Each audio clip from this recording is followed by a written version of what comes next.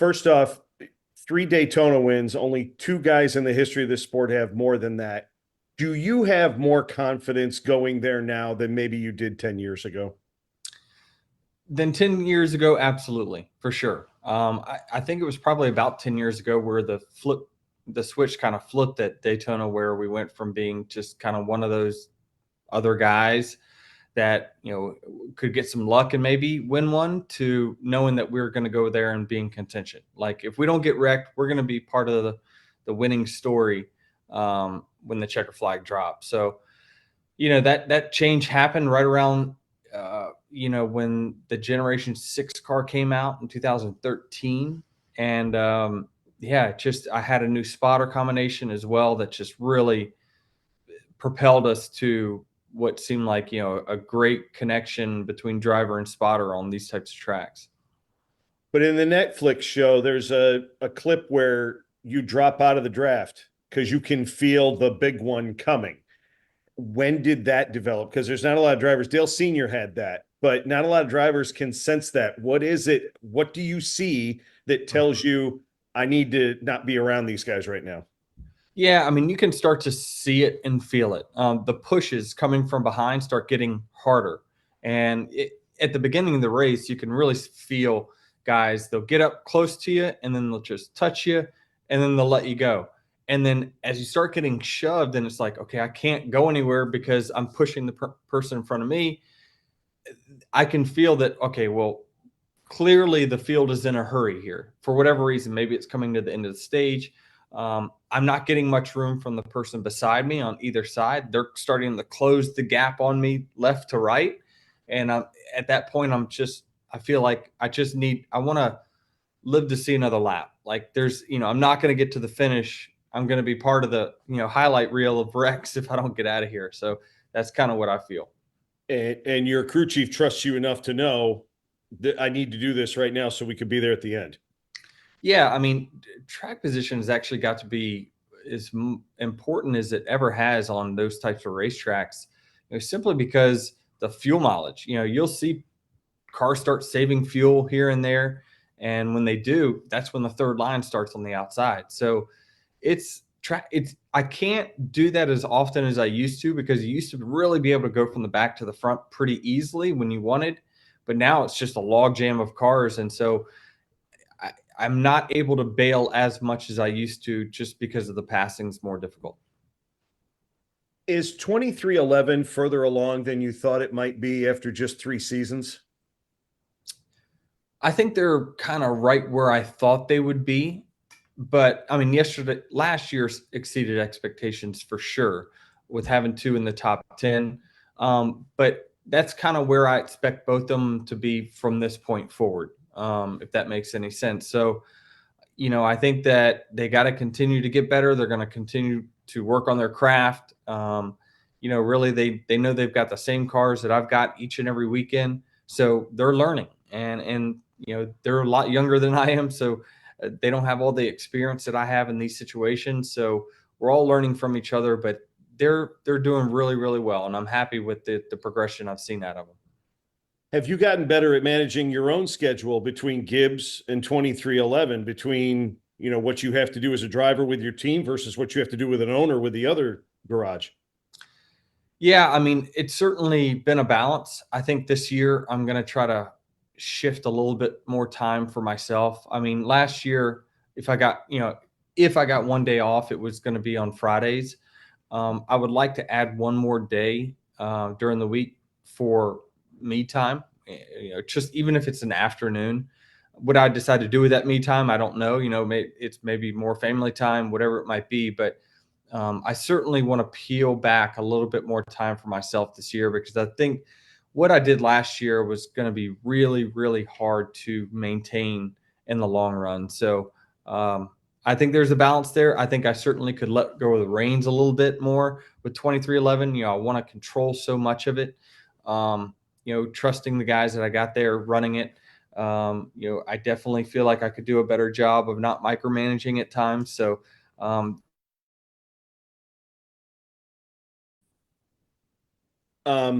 The Netflix special, they sat there and they kept going back and forth about you as an owner versus you as a driver and who you're going to help and what you're going to. Dale Sr. did that 20 years ago.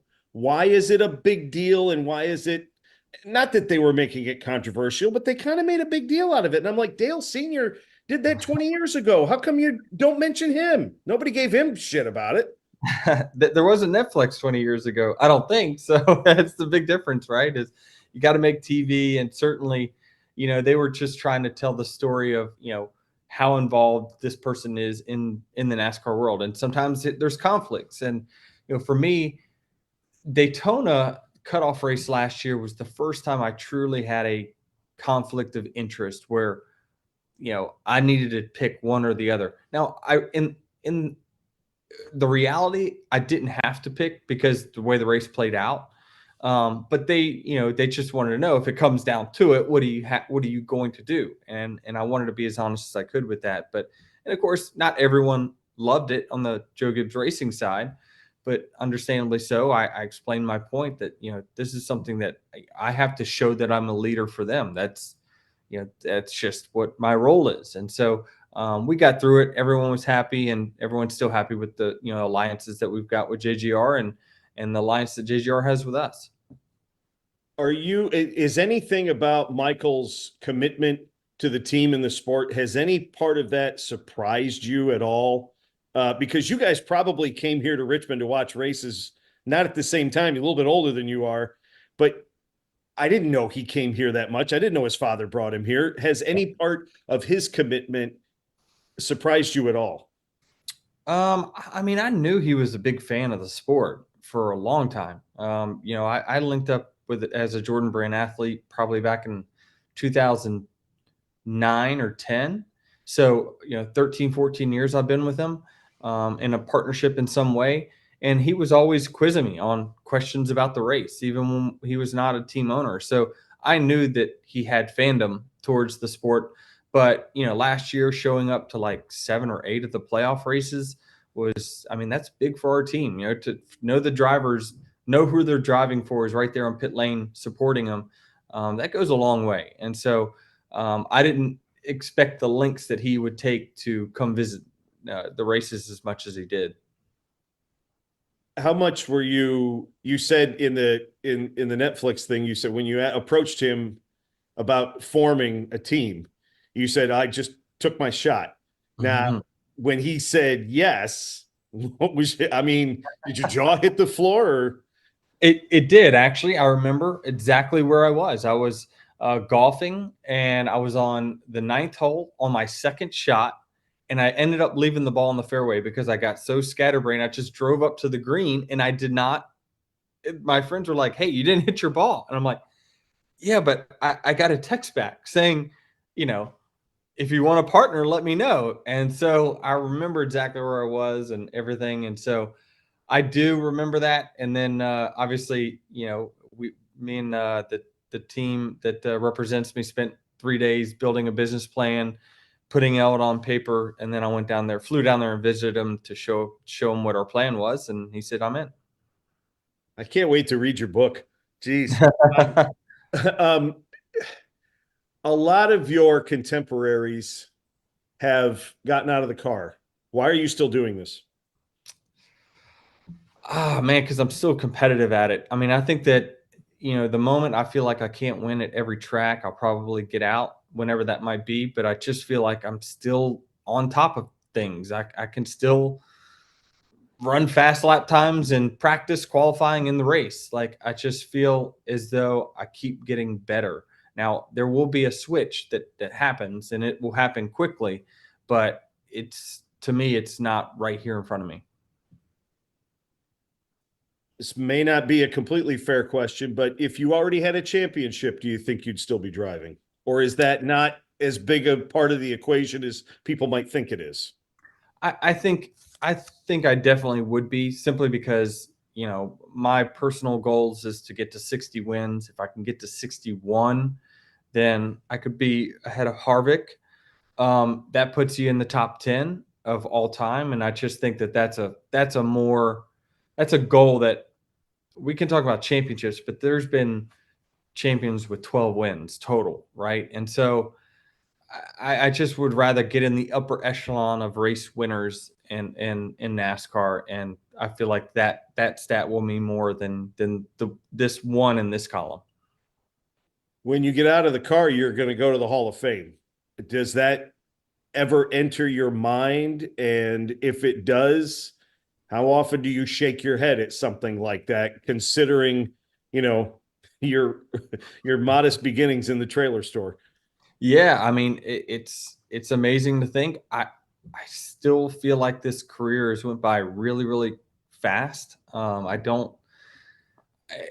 I sometimes shake my head of some of the things that we've accomplished. You know, the trophies that I have acquired, and I look around. And I remember the memories of winning them, but like it seemed like it was just yesterday. Um, but yeah, it's just 20 years ago or so. Yeah, about 20 years ago, I was just finishing up my work days at the trailer shop, and about 16 months later, I was running in the Cup Series. So things happened really, really quickly. But I definitely don't take it for granted, and certainly know that I'm trying to build this legacy and these personal accomplishments in the Cup Series that mean a lot to me. The comment after it was the Martinsville race, I just beat your favorite driver. I laughed out loud when I heard you say that. That had a little Bobby the Brain Heenan to it. No Was doubt. that planned? Did you have that in the back of your head? Was that No. completely spontaneous? No, it was spontaneous for sure in that moment, simply because of the crowd. I was just feeding off of the crowd, and so my dad told me I needed to retire it, so I'm going to retire it. He after this win this weekend, so we're going to come up with something new, and you can't wait for the next win. I disagree with your dad, but I thought it was fantastic. But in a bigger picture, I forgive the language, but when did you become the asshole? And why were you okay with it? Well, I was probably feel like I'm more the heel than anything. I feel like generally speaking, you know, my rivalry with the fans has been actually a pretty friendly one. The ones that the fans I interact with on this side of the fence, so they have pit passes, garage passes. It's been very, very respectful, honestly. I've had a lot of really great fan interactions. I always try to sign for them when I have time. Um, but when they're on the other side of the fence talking mess, I'm on the other side of the fence talking mess as well. So it just started with that. And I think, some of the incidences I've had over time with, Chase Elliott and Kyle Larson, these are two of the most popular drivers in our series, right? So when you have, incidences with those guys, you're going to be the brunt of what the fan reaction is. And so I just chose to embrace it. Fans don't boo nobodies, do they? No, they do not.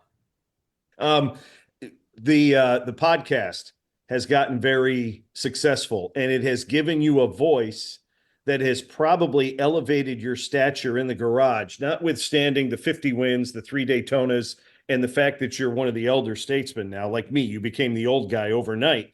But the podcast gives you a certain stature in the garage. How does that change the way you interact with the higher ups at NASCAR, maybe with the way you interact with officials at the track?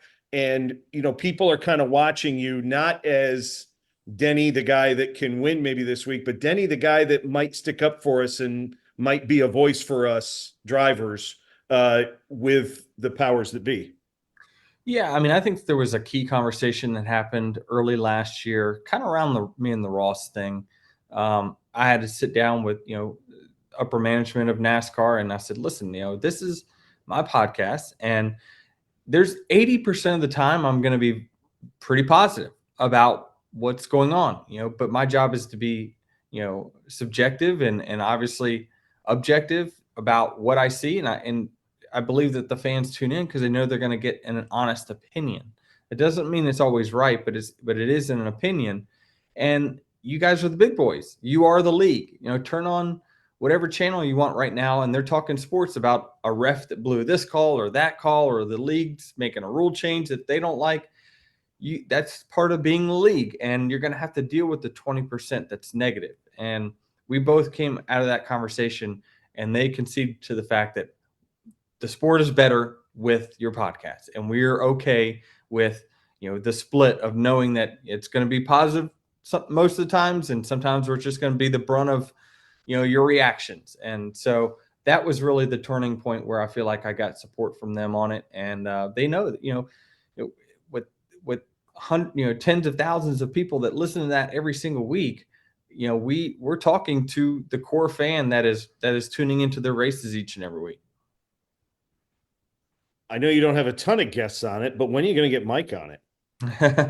I don't know. I haven't used up that favor yet. There'll be a time for sure where I use up that favor, but it's just not the time quite yet. My last question: if your daughters wanted to drive, would you be supportive, knowing everything that you know about the sport? Of course, I'd be supportive in whatever they want to do, and I have been. They're bouncing around different sports now quite a bit. Taylor's doing. She wants to do track now. She just finished basketball. She did some volleyball. So she's trying to find what team sports kind of best for her. Molly's just getting into theater. So it's kind of following in her older sister's footsteps. So I'll definitely support them in whatever they want to do. It's definitely not an easy task, though, if you choose racing.